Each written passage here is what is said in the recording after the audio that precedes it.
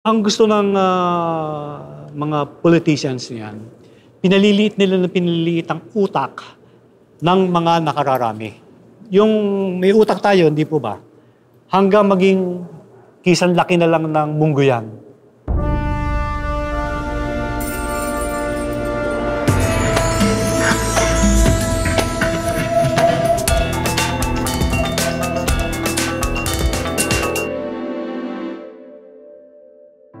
Yung mga damuligaw na kinolekta ko, mga horns, ang totoo niyan ay yan yung mga aksidente nga na may nakita lang ako sa lugar ng Tagaytay na nakita ko yung mga sungay na mga nandyan.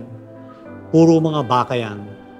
So nagkolekta lang ako. Sabi ko kasi iba-iba ho ang head shape. Kung ano ang ginagawa ko. Ang ginawa ko na noon, kinonta ko na yung sa mismong slaughter. At yung bumibili sa slaughter, pinuntahan ko na din, Chinese. Ginigiling naman nila. Sabi ko, magkano yan lahat na yan? Bigyan mo ako ng ganito. Talagang maramihan na kaagad. So pag inista ko na sa bakuran ko yun, nakakahiya lang sa kapitbahay dahil maamoy. Ginagawa ko, tinatakpan ko ng lupa konti, pero umaamoy pa din. Mga ilan pa lang yan, siguro baka mga by hundreds pa lang. Kulang isang basketball court at isang bundok. Nakarating, lumabas yun. Punong-puno hanggang doon. Yung kalahati, nilibing na namin. Sira na yon. Yung kalahati na sa akin pa. Ang Black Forest, no, nahango ko yan sa aming lugar sa Atimonan, Quezon, na doon nabubuhay ang tao lang sa pagkakaingin. Pwede lang gawing uling para hand to mouth, di ba? Yung bang puputulin mo yan o makakuha ko ng pang-araw kong pagkain, gagawin ko yan. So kaya walang tumutubong mga puno sa atin. Maliliit pa lang, inuuling na nila. Kaya yung setup ko dito, yung mga nails na yan sa lumang pinagtanggalan ng lumang bahay na binagsak, gumawa ako ng mga pako na parang isang puno na nandyan ang uling na kinuha naman sa mga pinatay na puno. Paano gaganda ang ating kabundukan? Yung ginawa ko itong mga feathers, wala akong iniisip kundi yung lang beauty ng nature. Walang gaganda sa kulay ng ibon at deny mo lang yan. Iba yung natural. Kaya yan, kapag nasa bote na yan, hindi na magagalaw yan. Daan taon na yan, nandyan na lang yan. Yung beauty ng feathers niya, yung beauty lang ng nature. Yun lang ang gusto ko. Parang masaya ang pakiramdam. Lahat ng patay ng ibon, bumili ako ng formalin, pinababad ko doon 2 taon. Nandoon lang siya hanggang hinarvest ko, binilad ko ng mga ilang panahon, kinulayan ko ng puti, yung binuo ko na malalaking pyesa. Gusto ko palaging mahirap gawin dahil hindi ganun kadali ang buhay. Kung iisipin ng tao na yan ay art lang, hindi. Isipin mo kung madali ang buhay sa mga ginagawa na yan. Palagi nasa isip ko na yan eh. Pagka gumawa ako ng isa niyan at padadamihin ko, paano? Ano ba ang pakiramdam ko? Yan ba ay nasa bilog o rectangular o ilalatag, mababa, mataas? Nararamdaman ko na kaagad kung ano. Ang ginagawa ko lang palagi dyan ay una-una material na paano ko ma-visualize ko na yan ay magiging isang halaman. So, anong klase material ang gagawin ko? Paano ko maitatayo yan? Ang inisip ko, nasubukan ko ng feather, sabi ko, punta ako sa bungan, kausapin ko yung nagkakatay yung mga talo ng manok, ipon mo ko ng ipon ng mga balihibo. Gusto ko sobra palagi para napipili ko. Pag nakita ko ng tumayo yan, ano materyales, o kailangan ko dito, kawayan, so sample ako, pakuha ko sa Quezon, padala ko. O anong kailangan ko, anong height, o kailangan, dapat ba pantay-pantay, dapat ba may maliit, kailangan may maliit, yan. So mararamdaman mo naman. Kung itatali ko siya, napakatagal. Kailangan straw, doon natin i-shoot yung mga nagpapagawa ako niyan, isa-isa, pinagagawa akong flower. Unang-una, ako muna. Sinusubukan ko. Tapos pag ko, tinignan ko kung ano na, ayos na ba yan, kulang pa, hanggang nadidevelop siya. Ini-experiment mo, palagi experiment. Kasi invention sa akin. Invention yan. May binigay sa aking catalog na tungkol lang sa payatas. Ang gumawa ng catalog nito, ang alam ko, ay mga Pranses sila, taga France. Na-amaze ako, yung sabi ko, ano tong bundok na to? Hanggang nandun yung mga bata, na sila yung mga kumukuha ng mga basura. Hanggang napunta ako. Ngayon, pagdating ko doon, nakita ko isang bahay na tagpi-tagpi din, na napakaraming manika. Doon pa lang, sabi ko, tumakbo na ang isip ko. Sabi ko, para ng art na to eh. Tinanong ko sa kanya, saan mo nakukuha yan? Anong ginagawa mo dyan? Sabi niya, ano to, ito yung mga original na mga Barbie. So sabi ko, saan mo nakuha yung mga manika na yan? Samahan mo ko. So, pinausap namin yung mga bata. Nung kami ay nagbibilad na, napakabaho ng mga manika. Eh kapag rainy season, mabigat. Yung pala, nilalagyan nila ng putik yon. Sabi ko, hindi na ako kukuha sa inyo. Hindi kayo patas, makipag-usap. Ang treatment sa iyo, hindi sila yung batang 9 na taon. Para din silang isang edad mo pag nagsalita sila. Hindi sila yung, halimbawa, kausapin ko yung, sir, mang Oka, hindi ho. Manong, magkano ang kuha mo dyan? Magkano ang bili mo? Hindi kami papayag kung ganito basta ito ang benta namin sa iyo. Ganun sila makipag-usap. Kaya ako ginawa yung payatas na yan. Unang-una, masama ang politiko natin, ang politics natin. Napakasama. Napakasama. Parang hindi na mga tao. Hindi naman lahat ng politician masama. Pero wala na yung tinatawag na compassion at humanity. Wala na ho yan. Kaya ako ginawa yan para makita nyo sarap ng buhay nyo at paano naman itong mga taong to. Ang politics ay hindi piyesta. Gusto lang naman ng mga politicians ay gamitin ang kawalan ng wastong kaisipan o edukasyon ng ating lipunan. Alam nila yan kung paano ang attack, paano nila gagamitin yan.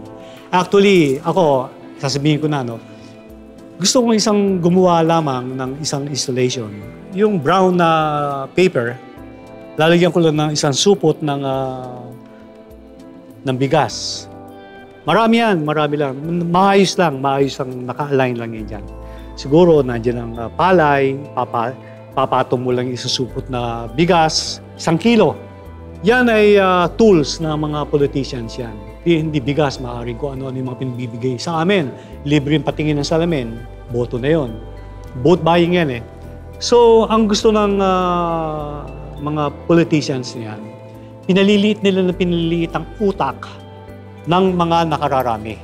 Yung may utak tayo, hindi po ba? Hanggang maging kisan laki na lang ng munggo yan. Kawawa ang mga tao talaga. Kawawa. Ano ba ang nangyayari sa atin? Noise. Ingay ang campaign. Ingay. Kapag maingay, walang laman yan. Wala. Nung ginawa kong itong cheap medicine, ito yung mga shells na inipon ko lang. Hanggang nag-ipon ako ng mga ipin ng baka. Sabi ko, itong shells na to, paano ko gagawin to bilang isang art?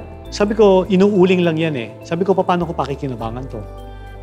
Hanggang nakaisip ako yung sa ipin ng mga inipon kong kalabaw, kung lalagyan ko ng ipin to at itong bibiyakin ko yan, may mga ipin, lalagyan ko ng abaca fiber.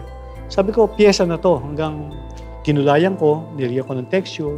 Ang laman yan ay yung mga politicians natin. Sila yung nakaupo, sila yung magli-lead. Sila yung ating magulang sa sambayanan. Paano makapagtuturo itong mga klase ng mga leaders natin? Mapasenado, mapakongreso. Sino yung mga yan? Puro mga nasa show business o sino ba yan? Yan ba magli-lead ng mga sambayanan natin? Hindi ko alam. Unang-una, sa mga mataas na antas ng paaralan o universidad, siyempre, yung mga nakakapasok dyan ay may mga matataas ang isip. Pero sa mga mababang eskwelahan, meron din naman dyan na gustong pumunta sa mataas na eskwelahan. Pero hindi lang nila makaya dahil sa siguro maaaring kulang sa support o papano o sa finance para makapunta sa mga mataas na eskwelahan. Pero tingin ko halos wala namang kinakaibahan yan. Kaya lang, mas lamang yung mga nasa mataas na eskwelahan. Lalo-lalo na depende sa mga guro o nagturo.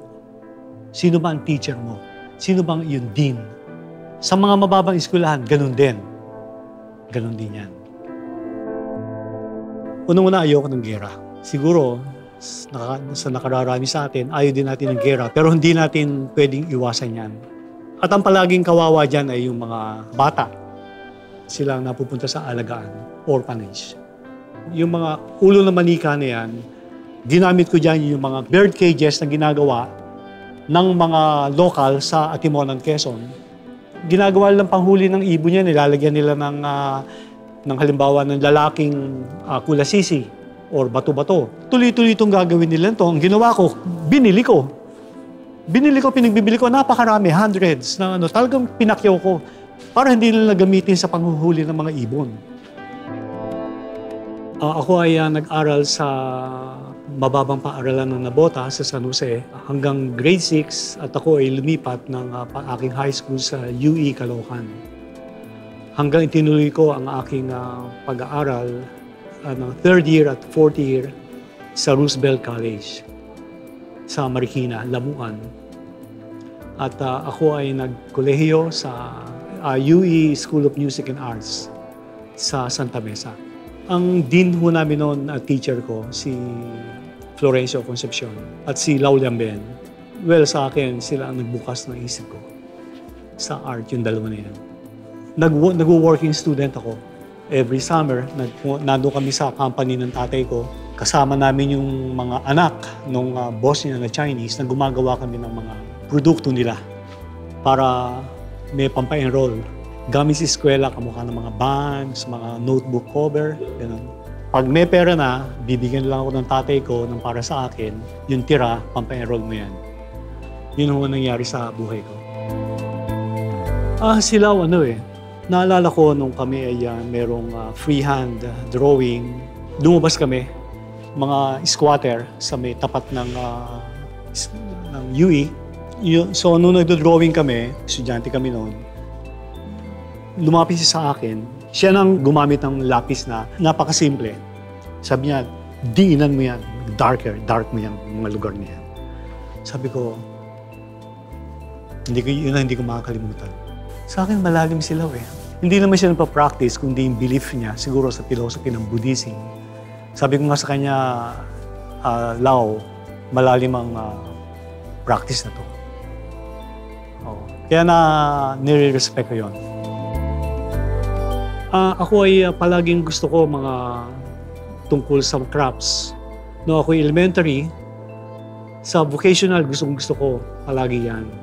Gumagawa kami ng mga ratan, sulihiya, yung ganyan ba. Ayoko ng mga subjects na mga tungkol sa mga English or mathematics, yan. Ayoko yun. Hanggang ako yung nag-college, ayoko yan. Gusto ko palagi ay art. Nag-enjoy ako dyan. Nung ako yung nag-decide na maging artist, nung nakita ko yung show ni Horst Baselitz sa Guggenheim, mga baligtad, upside down, ang trabaho nun. Bukod pa nun, mga late 90s, nagbabalik-balik ako sa mga museum sa New York.